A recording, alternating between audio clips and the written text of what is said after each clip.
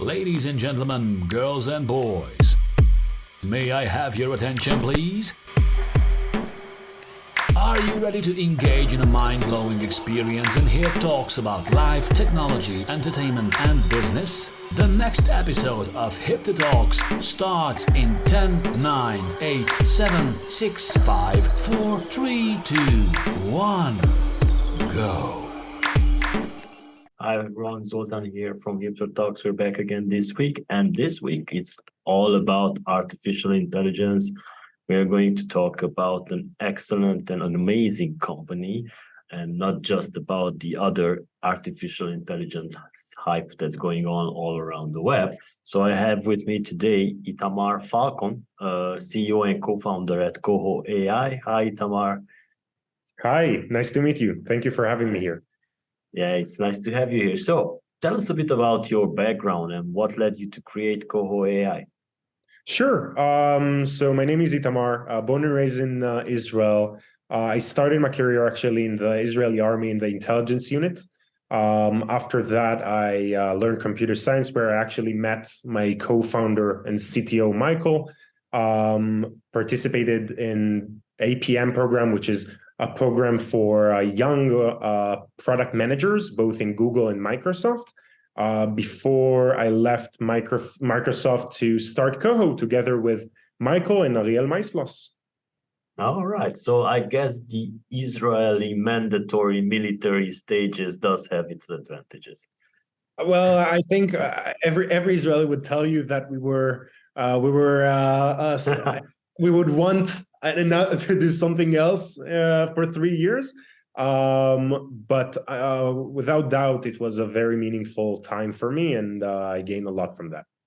All right. So let's talk about Coho. And could you please explain what is the company's core product and Sure. what are the services which it's offering, and maybe what does it do and who is it for? Of course. So in a nutshell, I think SaaS companies in general or software companies in general are in a very unique position where they can actually measure how much value their customers are getting from the product. And if you think about it, it's pretty unique. And there is tremendous amount of data in software companies in general that is being aggregated by different go-to-market teams. And there is so much data points on a customer, but unfortunately, even though that there is so much data, a lot of it is not being utilized. So basically what Coho does is aggregating all of this information on every single customer that a software company has, in order to really understand how much value they're getting from the company as a proxy to how they will behave or what is their willingness to progress within the company. And this is what Coho does. So basically, we're aggregating this information and we're generating real-time insights to go-to-market teams so they can act on specific customers to the right way and move them forward in their customer journey.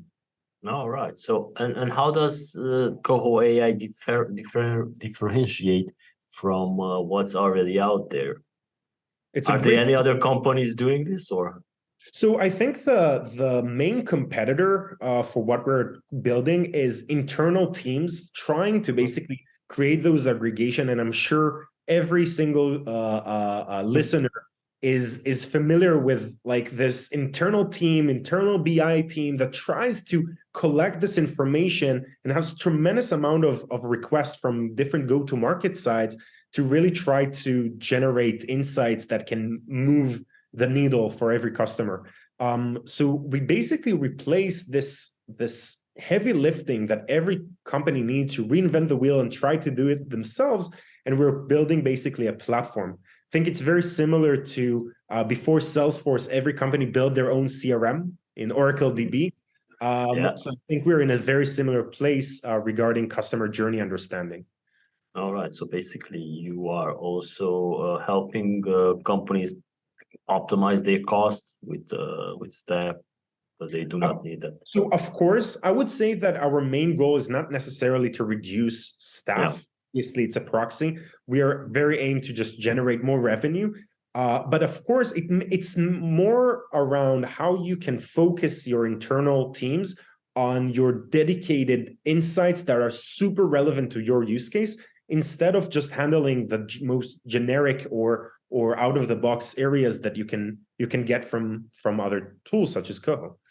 Oh yeah, so most probably some of them are collecting this data in Excel sheets and stuff like that.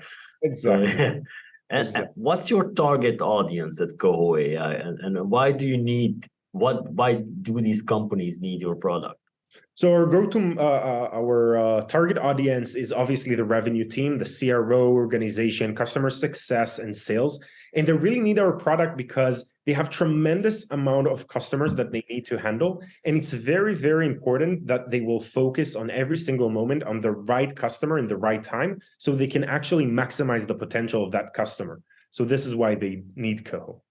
All right, so I guess there are a lot of companies out there who need you guys, and I saw some news that you guys recently announced a funding round, and could you tell us more about the experience of raising funds and introducing new startups to the world, especially during these recession times? Yes, of course. It was I think for our perspective, a fundraise is never a goal; it's just a mean to an end. And obviously we raised a significant amount of money, and it's very humble. I'm very humble that significant VCs or investors are trusting us. The experience was very challenging, very interesting. At the end of the day, it's all around relationship, I must say. And for us, it was very, very important to find partners that can take the long ride with us. And be partners and not just money. And it's not necessarily smart money. It's just like good partners that we can really work with and understand what we're trying to do, and can really help us build this an amazing company. All right. So you also have many products, and I also want to ask you about, maybe could you explain what product-led growth, and why do you think it's important in the SaaS industry? I think so. Certainly. So product-led growth is initiative that basically SaaS companies are really putting the product as the forefront of their growth initiatives. And there are many literature around what product-led growth is, but from Coho perspective, product-led growth is how you basically using the product as your main focal point for your growth, from how you're allowing your customers to really gain enough value and from the product, and you're not relying only on schmoozing your way into a customer, but also how you're leveraging the product to create a much smoother customer journey, not necessarily from landing only new customers, but also expanding the existing ones. So what Coho does is really help products or companies with product-led growth really take that initiative to the next level, because our data platform and our platform in general can really help companies push customers in that journey. All right. So I guess I had to rephrase this question, because I'm just noticing that I did an incorrect spelling of this question, but no worries about that. You handled it very nicely. So what are the implications for marketing growth and sales teams not being able to pull the data independently, or not having a single source of truth for data? It's a great question, and I think it's very connected to my first point around utilization. There is so much data that sales team have no idea, or marketing growth teams have no idea that it's even existing, and they don't have even the access to it. So if we're thinking about a sales call, there are two types of sales call, right? One, that you're trying to discover the pain points during the call, and there is another one that you have enough intelligence that you can leverage in order to tweak the conversation to the right point.